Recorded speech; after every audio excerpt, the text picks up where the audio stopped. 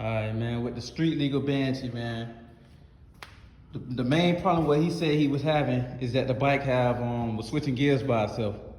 So the bike got ghost gears, you know what I'm saying? And another thing I noticed is that he missing air filters on his carburetors. And that's what he was saying. Only one side, you know, was blowing smoke out of the muffler. So I'm gonna run through everything and see what's going on, and we gonna see what's the problem. Yeah, man, I just found something else interesting. The first Banshee, man, with a battery in it, man. First Banshee with a battery, like a four-stroke Banshee, four-stroke Yamaha Banshee, man. That's crazy. But yeah, like he said, though, I guess that battery is for like the turn signals and stuff they got on it. Yeah, all those turn signals. It's crazy. But he got that battery hooked up in there though. And it got like a little horn.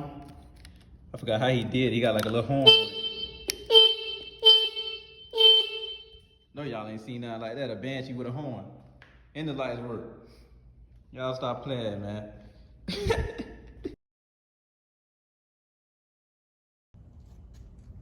All right, finally got everything off. I got the reeds off, the carburetors, and the spark plugs.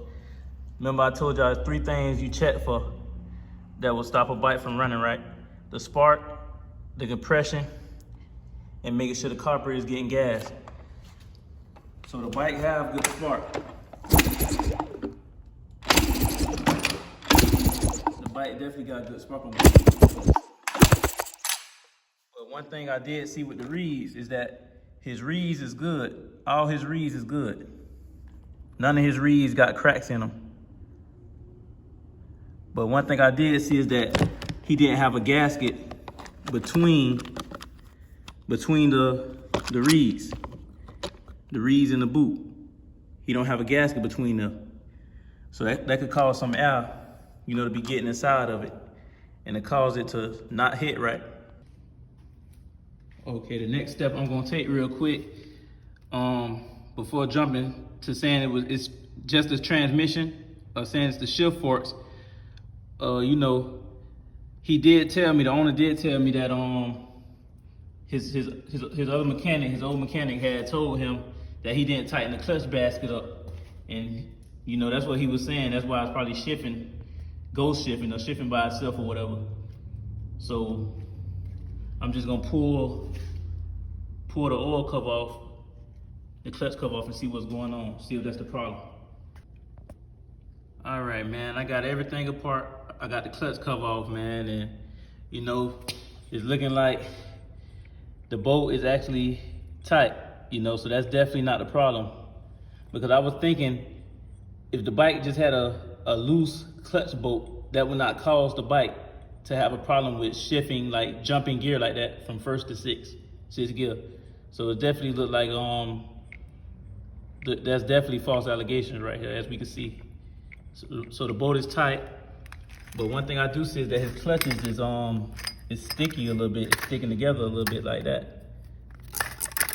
You know, so it definitely looked like it could possibly be, you know, the shift forks and the transmission problem. Okay, y'all, so what I did was that I went a little deeper, and what I found was that his screw inside of his shift drum is loose. So this screw was loose. So what I'm gonna do, I'm gonna tighten this screw up. And then another thing I noticed is that his shift rod spring needed to be adjusted, because what it was doing is that it's not grabbing this the right way. So while he's shifting, it's like he has to keep like double to triple shifting just to go down a gear.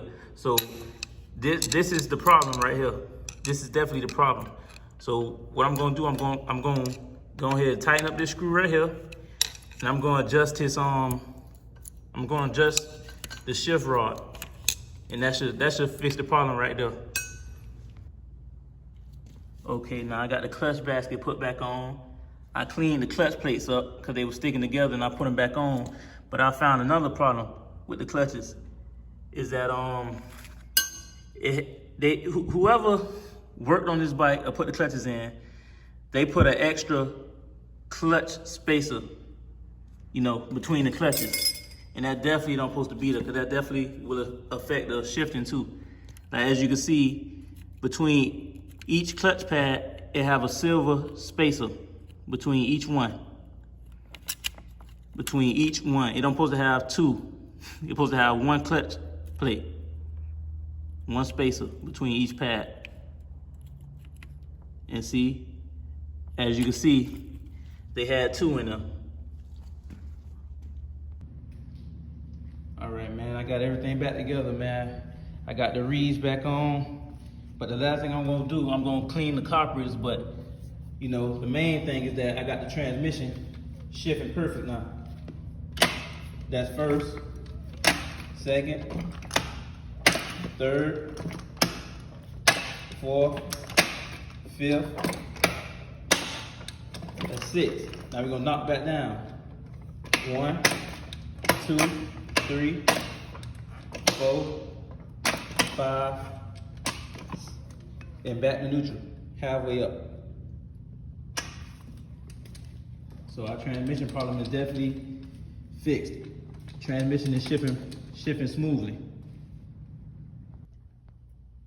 Now, I just pulled off, you know, the carburetor bowls, and this is what I found, y'all.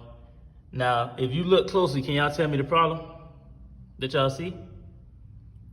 Well, the problem is that whoever put this bike together, they had, you know, the float upside down, as you can see.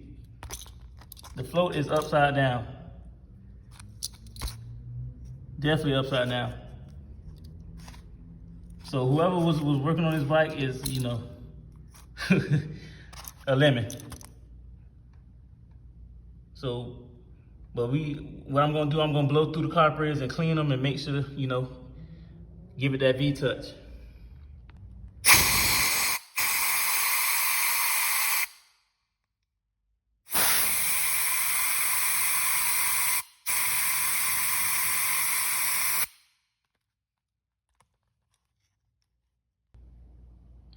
Okay, I got everything put back together. Now the last two things I would recommend him to get is new air filters and a new chain. Cause this chain is over with, it's stretched all the way out. So that's the last two things I would recommend him to get. Other than that, you know, it definitely got that V-touch.